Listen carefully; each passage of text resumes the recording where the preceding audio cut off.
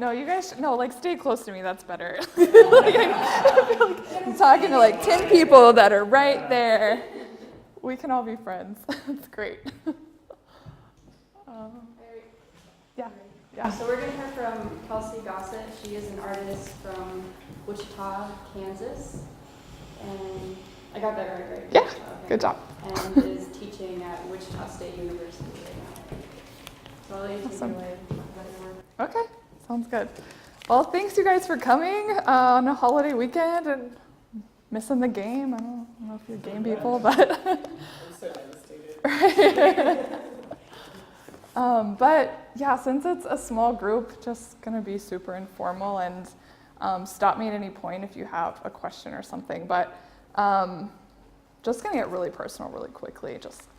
Well, again, we're gonna all be best friends. So when I was way older than I probably should have been, I didn't know women could have an orgasm for well past into my adult years. And I think that was for a couple of reasons. The first being that where I grew up in really small town Kansas, really conservative family, religious, and also that I was just incredibly sexually repressed because of all those things. But also because of how sex was presented to me on, in movies and in TVs and stuff like that. It very much seemed like women were having sex to feel pretty and desired and sexy, but not necessarily because it was super pleasurable for them. So that's kind of been on my mind a lot lately, and it keeps sort of coming up through my adulthood as well. And also in high school, I remember the boys in my class just being obsessed with trying to get girls to kiss each other and make out with each other. Just because they thought it was hot or funny or whatever, and I would get so angry, and I didn't realize why then. Now looking back, it's because that's the kind of relationship that I wanted to have, and I felt like it was being trivialized and that it wasn't important. And again, this like kind of keeps coming up. When I decided to come out to my family, I remember even people like my cousin would just say, "Oh, like that's so hot," and that's the most inappropriate thing ever. Like, you're my cousin. Why would you say that to me right now? And so it's the whole fetishization of lesbianism is something that I've been curious about, and that it just is so far from my life and how the women that I know and the relationships that I've been in are like. And so I decided to try and poke fun at that idea a little bit. And in the past couple of years, I've been making parody videos of lesbian porn where I played this like performative character named Veronica. And I call her my art partner, Andy. She's the one in these videos as well. She plays another character, Vivian. So Vivian and Veronica is a series, and we make fun of different tropes of porn and use different themes, like stereotypical schoolgirl and playing doctor and that sort of thing. But it's so over the top and ridiculous that it's just hilarious, and nothing sexual ever happens. So it's very much about subverting expectation and sort of poking fun at this notion. So on the one hand, I'm doing that and poking fun at this idea. I also started making work that felt more like my real life and my true relationships and like the love in my life, which is where this work starts to play in. So I've been really thinking about vulnerability a lot as well. And in some of my previous works, when I started using my own body, that was where vulnerability kind of first started showing up. Like, it's really hard to showcase the insecurities about yourself to other people and just put it out there. But at the same time, it was really freeing. And so I'm still really interested in this idea of vulnerability versus power, and being viewed versus viewing. And does the viewer always have more power than the person being viewed? And maybe not. So I've been interested in that as well, and that sort of is this thread that keeps playing throughout it. And in regards to power, especially in complicated situations where vulnerability is called for, but then power is a byproduct. That's what I'm really interested in.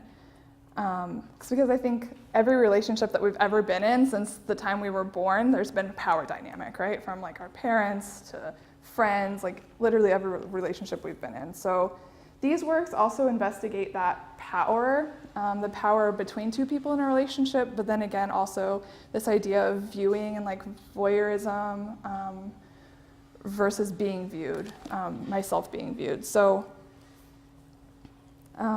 But in reality, thinking also about vulnerability and stuff like this, this is sort of my first exploration at really using my own, I don't know, say story, that sounds kind of cliche, but like what's going on in my own personal life as material rather than sort of popular cultures, and I'm like drawing material that way. So this is an investigation also of the end of a relationship, of a long relationship, of a 5-year relationship that wasn't healthy, and navigating this space, having to leave someone for your own health, but being worried about them, and trying to kind of work that out. So I have this piece where we're brushing each other's teeth. Specifically, it's about trying to care for another person and ultimately just failing miserably. So I was very much feeling that way. Like I was just trying and trying and trying to care for this person that I loved in the way that she needed, and I just couldn't do it for various reasons, but mostly mental health reasons. So that's kind of tied throughout, this idea of kind of lingering love and loss, and trying to retain your autonomy while being with someone and all of that. So, do you guys have any questions? So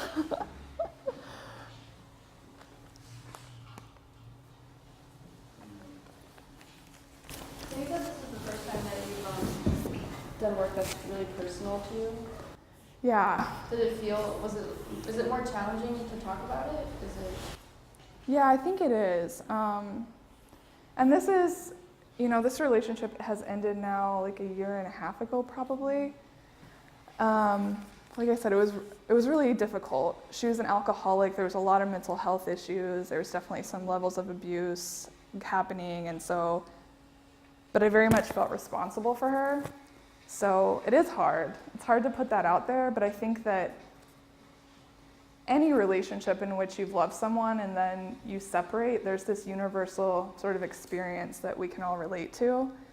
So I'm interested in talking with that about two people, but it's also a good exercise to put yourself out there. And for some reason, I always tend to just push it a little farther every time I make new work. Let's just put this out there. Let's see what happens. It's definitely different than just using my body. So when I first started doing that felt incredibly invasive and difficult to do. But now that, this work has been out there, it's become a little bit easier, so, yeah. Yeah, I personally feel like it would be interesting to be recognized in your own video, when someone can walk in and say, hey, is that you? Yeah. Point out the wall. I think that would feel incredibly, soul-bearing. Yeah, it does, but it also gives me a way to easily talk about the work with people, I feel like. And to kind of make that connection. Yeah. I actually have another question. Yeah. This is not as interesting, but the wall label for that piece says 422 days, marks that, as when you blew up the balloon, it was 422 days ago. Mm-hmm. Is that from now, or from when you made the label, or from? From when I made the label. Yeah, so when the piece hung, yeah. So now it's been longer. Okay. Add another month or whatever. Yeah, so that balloon was actually this balloon that I used in this video that I shot every day for a month. Actually, so me and that balloon were real intimate for a long time. And then I kept it, and it just became this perfect metaphor for this relationship. And it was crazy because it actually at one point looked a lot more wrinkly and dilapidated. And then on the drive here, like it got a little bit prettier looking. It lost some of its wrinkles, and it has kind of ebbed and flowed. And now, like, I just sort of had contact with my ex again, and I know she's doing okay. So I feel like it's like the balloon's also a little bit better. It's really weird. It's really kind of funny. Yeah. So that's why that balloon is what it is. Yeah.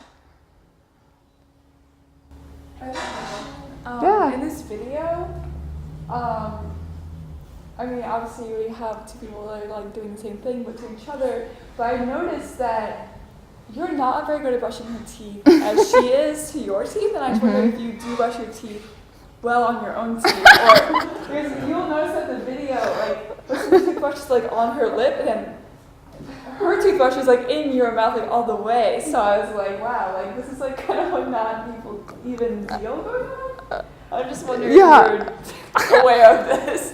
That's funny. I didn't really notice that she's better at it than me. That's funny.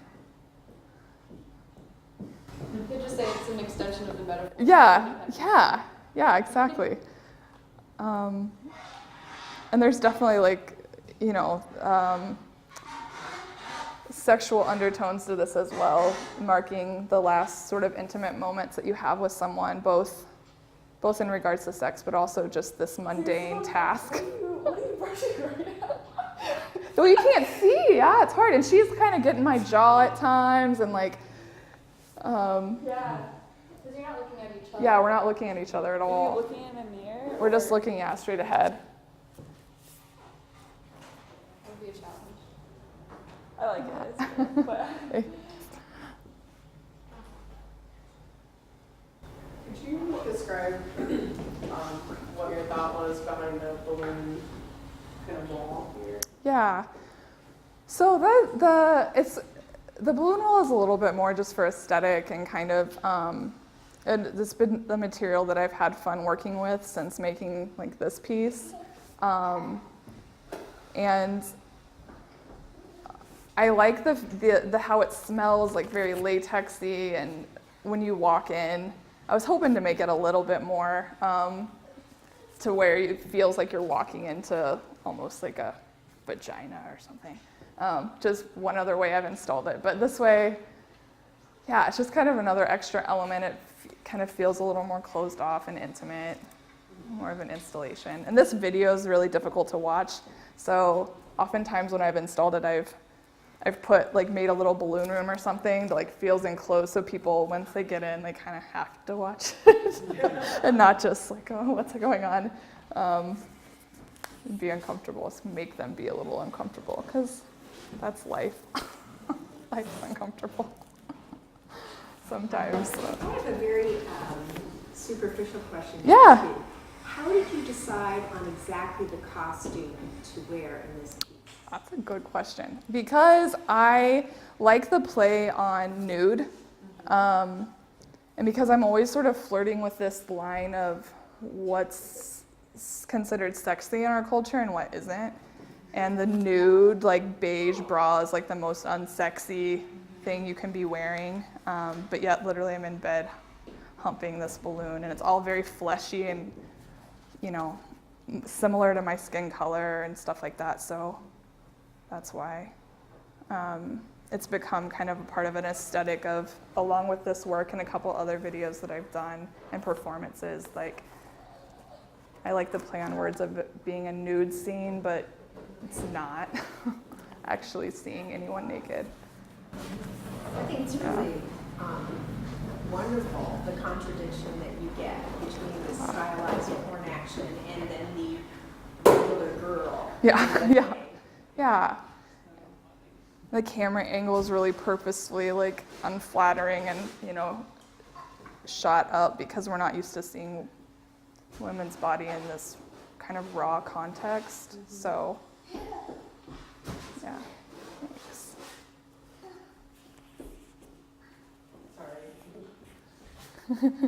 Has this work, like, as you were making it, led you to any new ideas for the future of where you want to go with it, or?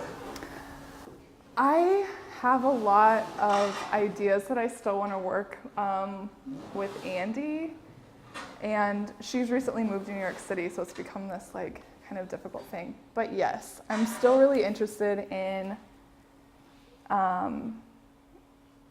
the viewed and being viewed, and I think that probably just comes from this experience that I've now had by putting myself on screen. But it's something that we don't often get to do, right? Like we're constantly watching other people. We're inundated with images and videos and YouTube and advertisements. And so being on the other side of it is something really different. So I really want to start making some work where I'm shifting that and making the audience experience that in some way. You know, being viewed and play around with that a little bit, which I've kind of started to do, but I haven't quite figured out how to like find that balance of not exploiting people, but like giving them that experience, and like what's okay for me and what isn't. Yeah. You have a question? No. I love it. Raw feminine power right there, girl. She's like, I can sit on the balloon too. Does anyone else have questions? Oh yeah, I was going. She kind of asked this, but I was gonna ask about why like the nude and not actually being nude. But maybe you just answered that. But maybe. Yeah. So I guess my reason why I decided not to actually be nude is that that's everywhere, and like if it's not adding to the piece, then I didn't see why. And because you almost expect it, like when you see this, you're like, oh, okay, like if you were to see this on the internet, like they're probably gonna get naked at the end. And so I'm all about subverting expectations in some way. So, and I don't ever want to fully give you everything you want or expect. Kind of want to like play with that a little bit. Yeah.